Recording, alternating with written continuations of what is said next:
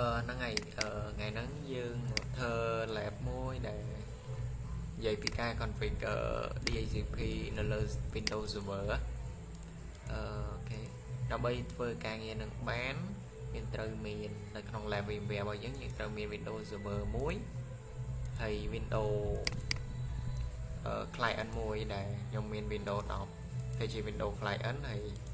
dân trời shop connection bảo vệ tạm dạy về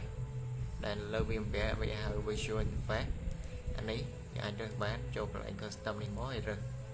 ở đôi khi này cho mùi nắng Windows Server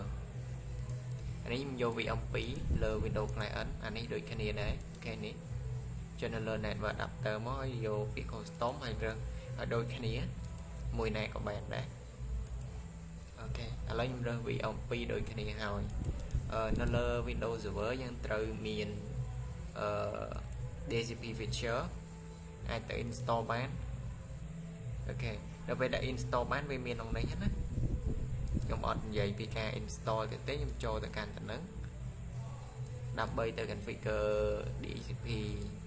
tam lại can mọi dương càng không nè thì mỗi cái ở dương add tráng và phần nắng add exclude IP list ham hay nắng đã manual default gateway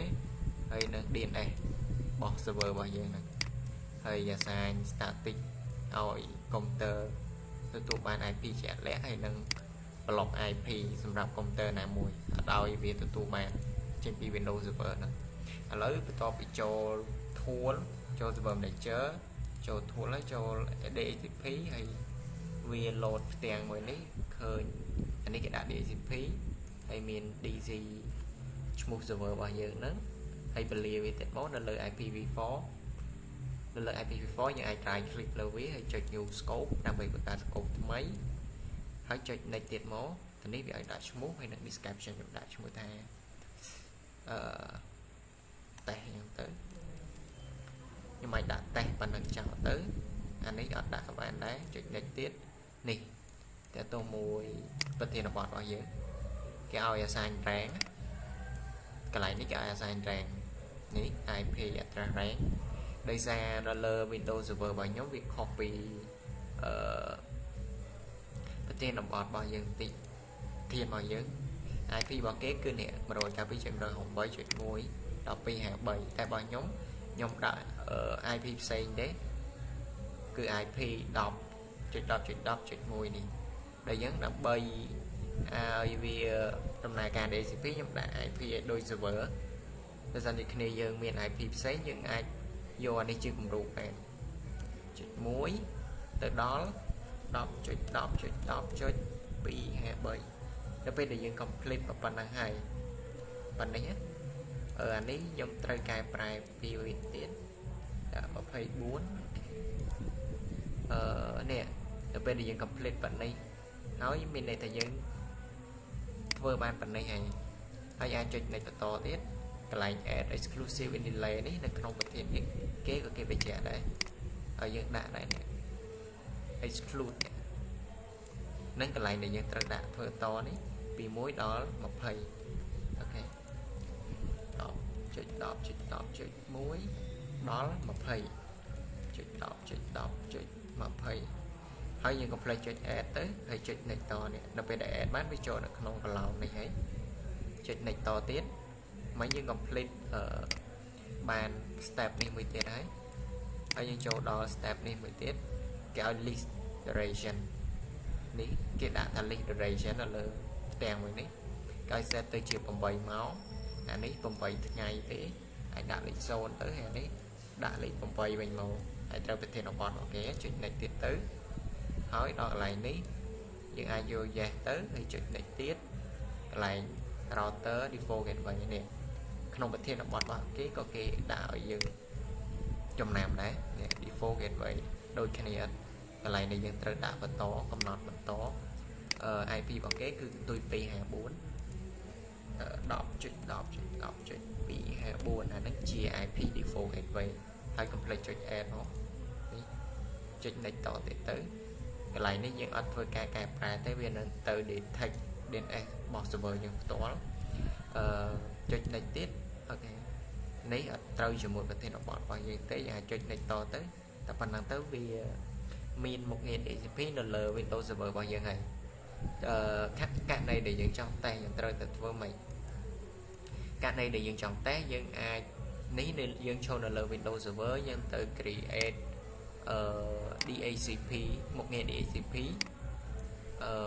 ដើម្បីឲ្យវាបោះ IP ទៅកាន់ client របស់យើងនៅក្នុងលក្ខខណ្ឌរបស់នេះខ្ញុំយក Windows 10ដែលខ្ញុំបានបង្កើតឲ្យស្រាប់ភ្ជាប់ជាមួយ Windows 22រប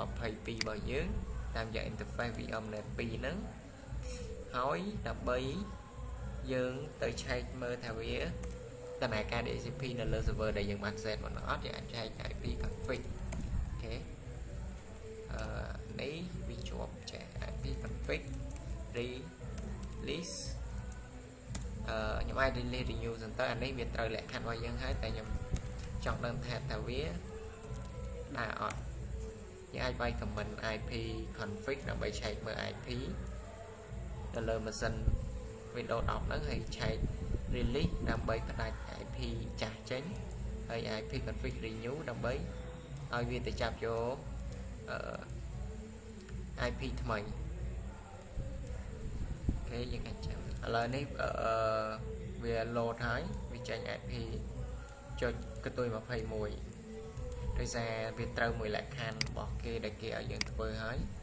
ដោយសារយើងយល់ហើយមេរៀនដែលគេនិយាយឥឡូវនៅពេលដែលយើង set up ហើយវាបោះព័ត៌មានប៉ុណ្ណឹងឲ្យយើងមានន័យថាត្រឹមត្រូវហើយជាមួយនឹងលក្ខខណ្ឌដែលគេផ្ដល់ឲ្យនេះនៅពេលដែលយើងតេស្តប៉ុណ្ណឹងហើយយើងអាច ping តេស្តទៅកាន់ 10.10.10.1 បើសិនជាវា reply ឃើញប៉ុណ្នេះទៅឃើញលក្ខខណ្ឌប៉ុណ្នេះមានន័យថា network របស់យើងហ្នឹង DHCP ដែលយើង set នៅលើ Windows Server ហ្នឹងវាអាចប្រើប្រាស់បានហើយលក្ខខណ្ឌដែលត្រូវតេស្តលក្ខខណ្ឌដំបូងយើងតេស្តប៉ុណ្ណឹងនេះករណីដែលយើងធ្វើមុនហ្នឹងវា complete បានប៉ុណ្ណេះ step ហើយយើងត្រូវទៅ assign IP static ទៅឲ្យ PC ដែលគេចង់និយាយហ្នឹងគឺ PC ដែលភ្ជាប់ទៅកាន់ Windows Server មួយណាក៏ដោយតែក្នុងលក្ខខណ្ឌរបស់យើងគឺយើងចូលនៅលើ Windows 10ធ្វើជា PC ដែលយើងត្រូវ assign static ឲ្យវាយើងមិនមែន assign នៅលើ Windows 10ហ្នឹងទេគឺយើងទៅធ្វើនៅលើ Windows Server ដើម្បីធ្វើនៅការកំណត់មួយហ្នឹងនៅក្នុងលក្ខខណ្ឌគេឲ្យយក IP ដែលមានកតុយ11ទៅឲ្យកុំព្យូទ័រនេះ client របស់យើងហ្នឹង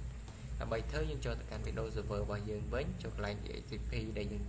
ធ្វើការកំណត់មុនហ្នឹងយើងចូលទៅកាន់ក្នុងករណីនេះយើងមាន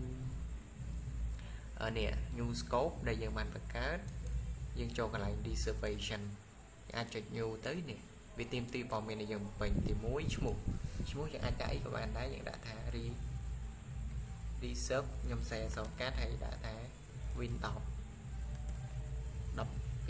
ហើយ IP ដែលគេចង់បានគឺកតុយ11ខ្ញុំដាក់11ទៅនេះហើយមួយទៀតចាំបាច់គឺមើល address យើងរកពីណាគឺរឿងអាចទៅរកបាននៅលើកុំព្យូទ័រដែលយើងចង់អាសាយើងអាចឆែក IP config/all ដើម្បីឆែកព័ត៌មាន detail របស់កុំព្យូទ័ររបស់ network ហ្នឹងយើងទៅមើល MAC address នេះគេដាក់ MAC address គេដាក់ physical address អូខេយើងអាច copy មកកណាត់នេះមកហ្នឹងយើងហៅថា MAC address ឬក៏ physical address យើង copy ហើយយើង note ទុកតែចុច Ctrl V ទៅហើយខ្ញុំ copy មកតទៀតដោយសារ copy direct ដូចជា copy អត់បានទេខ្ញុំអត់ច្បាស់ណាយើងអាច pass ទៅ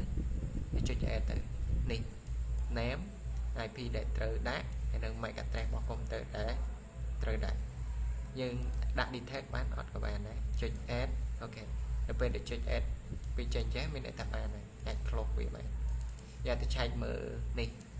វា load នៅផ្ទាំងនេះដើម្បីដឹងថាវាដំណើរការនៅមុខងារនឹងអត់យើងទៅ release renew សារថ្មីទៀតដោយសារ IP ដែលយើងទទួលបានមុនហ្នឹងគឺ IP 10.21 នេះបើសិនជាករណីដែលយើង release renew ទៅ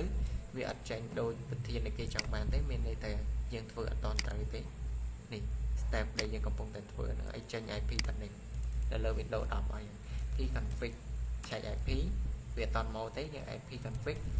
/release ដើម្បីបដាច់ IP config /renew រងចាំឲ្យវាចាប់យក IP ថ្មីនេះបន្ទាប់ពីយើងវាយ comment IP release ហើយយើងត្រូវវាយ IP renew ដើម្បីទៅយក IP នេះ IP ដែលវាបោះឲ្យកន្ទុយ11អូខេវាត្រូវនៅប្រធានបទដែលគេដាក់ឲ្យហើយនៅលើកុំព្យូទ័រមួយហ្នឹងអូខេចូលដល់ step បន្ទាប់គឺការ block PC ខ្ញុំយក PC នឹងដែរដើម្បីធ្វើជាឧទាហរណ៍ក្នុងការ block កុំព្យូទ័រហ្នឹងកុំឲ្យទទួលបាន IP ព័ត៌មានប៉ុណ្ណេះហើយយើងទៅ block វានៅលើ Windows Server ដូចគ្នាយើងអាចក្នុងករណីដែលយើងភ្ជាប់ជាមួយ network ស្រាប់វាមាន IP ហើយយើងអាចក្នុងករណីងាយស្រួលយើងអាចចូលទៅកាន់ address list យើងមាននេះកុំព្យូទ័រមួយណាដែលយើងចង់ block យើងអាចចូលតាម step របស់យើងមកហើយចូលកន្លែង address list យើងអាចចុច block direct នៅកន្លែងហ្នឹងក៏បាននេះ add to feature នេះវាមាន allow readme យើងចុច d នេះដើម្បី block ទៅតាមលក្ខខណ្ឌដែលយើងដែលគេឲ្យហ្នឹងហើយលក្ខខណ្ឌមួយទៀតយើងចូលកន្លែងfeature ដូចគ្នាទេគាត់តែយើងបើកវាមុខងារវាមកបើសិនជាវាមិនតន់បើកយើងអាចបើកហើយយើងអាច right click new feature ដោយលក្ខខណ្ឌដែលយើងចូលកន្លែង address នេះមិនដែរទេវាត្រូវការ MAC address របស់កុំព្យូទ័រដែលយើងត្រូវ block IP ហ្នឹងយើងទៅ check មើល MAC address យើងដូចជា note ទុកដែរនេះមែនទេឥឡូវខ្ញុំអត់ធ្វើតាមលក្ខខណ្ឌនេះទេដោយសារ view ខ្ញុំចូលទៅកាន់ address list កុំព្យូទ័រដែលភ្ជាប់មិញនេះដែលយើងបាន set ឈ្មោះយើងអាចចុច right click add to feature ហើយយើងចុច delete ទៅចុចចេះបតង់ទៀតទៅនេះហើយយើងទៅឆែកមើលកន្លែងដែលវាត្រូវ block នេះវាចាប់យកកុំព្យូទ័រដែលមាន MAC address ប៉ុណ្ណឹងនេះកុំព្យូទ័រដែលមាន MAC address ប៉ុណ្ណឹងគឺកុំព្យូទ័រដែលយើងតេស្តមុនហ្នឹងចាំមើលតើវាទទួលបាន IP អត់ក្នុងលក្ខខណ្ឌនេះខ្ញុំទៅឆែកមើល IP តាមរយៈ comment IP config នេះវាជាប់ IP ចាស់ខ្ញុំអាចទៅ IP config /release អូខេIP config /renew ក្នុងការតេស្តតាក់ទងមួយការ block នេះវាអាចនឹងដំណើរការយូរបន្តិច